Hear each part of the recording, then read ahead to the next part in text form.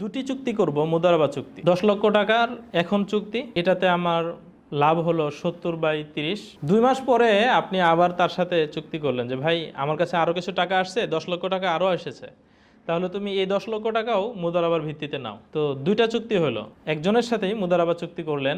মুনাফা বন্টনের সময় বলে দিলেন যে প্রথম যে 10 লক্ষ টাকা এসেছে সেটা থেকে যা লাভ আসে সবগুলো আমাকে দিয়ে দিও, আর দ্বিতীয় যে চুক্তিটা করেছি তোমার সাথে এটা থেকে যা লাভ আসে সেটা তুমি নিয়ে নিও। এটা বৈধ হবে কিনা? বৈধ হবে না। কম বেশি শুধু না, মুদারাবা চুক্তির মূল বিষয় হলো মুনাফা যখন বন্টন হবে তখন প্রত্যেকটা চুক্তিতে আলাদা আলাদা মুনাফা থাকবে।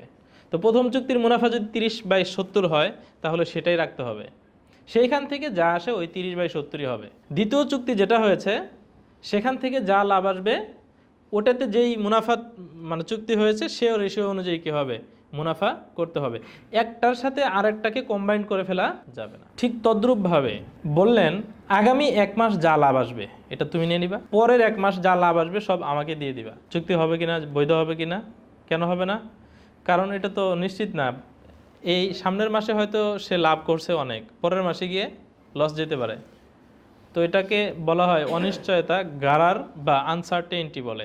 ইসলামিক যত ট্রানজ্যাকশন আছে সেগুলো অবৈধ হয়ে যাবে মৌলিক 3টা জিনিস পাওয়া গেলে। কয়টা জিনিস? একটা হলো রিবা, আরেকটা হলো ঘারার বা আনসার্টেনটি, আর আরেকটা হলো মাইসির। মাইসির মানে হলো জুয়া, অর্থাৎ উভয় পক্ষ বিট করবে, এর মধ্যে থেকে যে গেইনার হয় আর কি, একজন লুজার হবে আরেকজন কি হবে, গেইনার হবে। এটাকে তো আমরা জুয়া বলি, তাই না? তো এই ধরনের 3টা জিনিস যদি পাওয়া যায় যে কোনো চুক্তিতে তাহলে সেটা কি হয়ে যাবে, ফাসিদ হয়ে যাবে। কথা বুঝতে পেরেছেন?